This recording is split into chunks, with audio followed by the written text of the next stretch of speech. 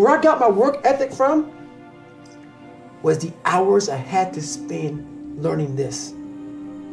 When you sit down and you're not smart, and you have a disability, and you still want to be at the top of your class, I didn't want to just get by. When I realized that I can learn through hard work, and I can beat the valedictorian in school, but I got put in 10 hours more a day than he does. You know what kind of strength comes from that? When you're sitting down, that guy that valedictorian studied for an hour, and you know I caught you, but I have the work ethic to catch you. That's where David Goggins got really invented, was at a kitchen table with 20 spiral notebooks that were empty. And then 3 months later, they were full. And when you can go through that, I still have them in my storage unit. You go through these spiral notebooks of your life, and you realize this is how I learned. This is unbelievable. There's no miles. It's not about the miles. It's that, having a discipline every day to say, for me to learn this one math problem, it's gonna take me 10 hours. And that's where and you realize through hard work, you can outwork anybody, no matter how badass they are. But that's the part people don't want to dive into. What does Ryan Seacrest, Tom Cruise, Oprah, Steven Spielberg, Donald Trump, Joan Rivers, Warren Buffett, Gordon Ramsay, Michael Jordan, Kobe, Tim Tebow, they all have one major thing in common, dude. These people hammer. They beat it to death, okay? Look at Tom Cruise, man. Look at his career. He works constantly. So look, you want to get your work ethic so high that people actually admire you. I'm going to ask you a question right now. Do people know you because of your unbelievable work ethic?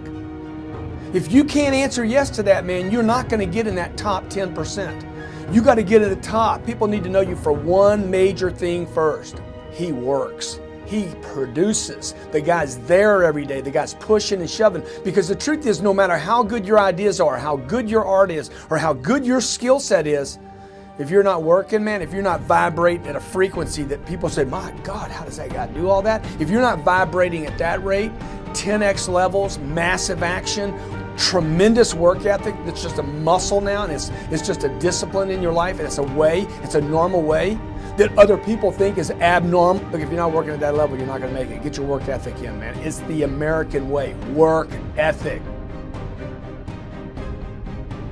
What I could control was my work ethic. You've heard me speak many times about outworking everybody, but I think that just feels good when we hear it, but most people don't take it seriously. If you think that I have a little bit of success in my life, I can tell you what I attribute it to. Yes, self-confidence, yes, mindset, visualization, goals, all the things I talk about all the time. Listening skills, influence, energy transfer, how to be happier, all of that stuff applies. When you get to winning, for me, it's come down to maxing out. And what maxing out means is you do one more at least than you think you're capable of. So when you're done, whatever you're doing, whether it's at the gym or phone calls or meetings or in sports, one more shot, one more throw, one more swing of the golf club or the baseball bat, the separator is for the winners, they do one more. I'm addicted to one more. And so I want your mantra going forward to be one more. What does that look like if we're working out? That means when we're in the gym and we say, I'm gonna do 5 sets of 10, I'm crazy. Like I'm a psycho because I wanna win. I wanna be somebody. I wanna separate. I wanna compete.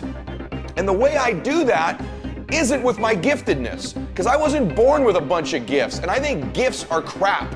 I think for the most part, gifted people struggle in life because things come easy to them. I like that things haven't come easy for me in my life. I like that I don't have natural talents in every area. And maybe you like that about you too. Maybe you've looked at yourself all your life and thought, man, I don't have that natural beauty or that natural talent or this gift for creativity or intellect or humor. I don't have any of those things. But what I got is I will outwork you. And so at the gym, one of the things I focus on, they say it's 5 sets of 10. When I'm at 10, I go one more, bam, 11. If I'm running on the treadmill and it's a 45-minute run, I never finish at 45. I always go one more minute, 46. If I'm at the office and I'm supposed to make 25 phone calls that day, when I'm at the end of the day, I always do one more. If I've got meetings, I always do one more. My mantra for 3 decades in business has been one more.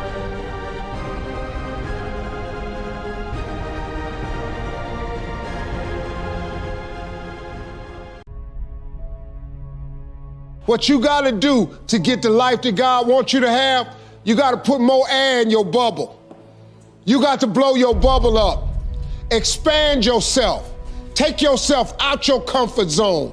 Do not live in your bubble. Put some more air in your bubble. If you stay in your comfort zone, that's where you will fail.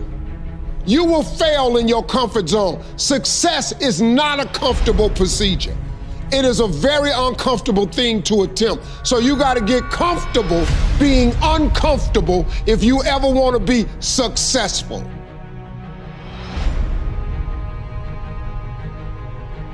I'd love to tell you, look, you can go out here and get rich, do a couple of things. That ain't happening. You got to get real doggish. You got to get downright funky if you want to make it. Now, like I was telling you before, if you want to be ordinary, you ain't even got to listen to me. Just go on about your business. If you think ordinary's cool, ain't no problem. It's some really, really wonderful ordinary people. But if you are sitting in this room and you have extraordinary aspirations, then you're gonna have to do extra. You put extra on top of ordinary and you come up with extraordinary. It's no other way. I'm sorry, but here's the fact. All of you have extraordinary capabilities, all of you. You have to decide if you are willing to do the things to put you in that category. Rich people don't sleep 8 hours a day. That's a third of your life. It ain't but 24 hours in a day. You cannot be asleep 8 hours a day. You can't live in LA and wake up at 8 o'clock in the morning. It's 11 o'clock on the East Coast. The stock market been open 2 hours. They already making decisions about your life and your ass was asleep.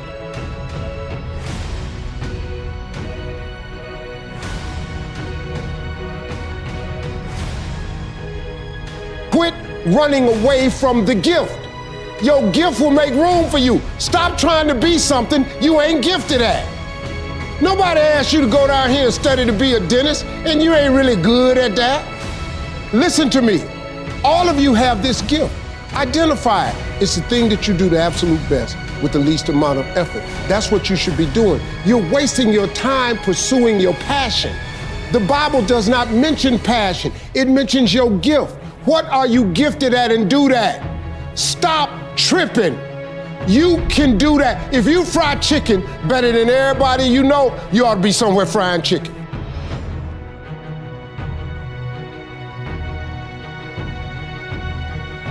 Everyone took ownership of their mistakes. Everyone took ownership of the problems.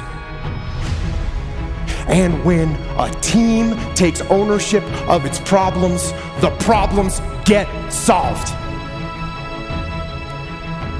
And that is true on the battlefield, it is true in business, and it is true in life. So I say, take ownership. Take extreme ownership. Don't make excuses. Don't blame any other person or any other thing. Get control of your ego. Don't hide your delicate pride from the truth. Take ownership of everything in your world, the good and the bad. Take ownership of your mistakes, take ownership of your shortfalls, take ownership of your problems, and then take ownership of the solutions that will get those problems solved. Take ownership of your mission. Take ownership of your job, of your team, of your future, and take ownership of your life.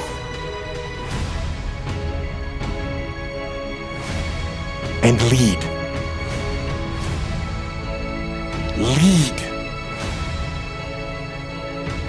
Lead yourself and your team and the people in your life. Lead them all to victory.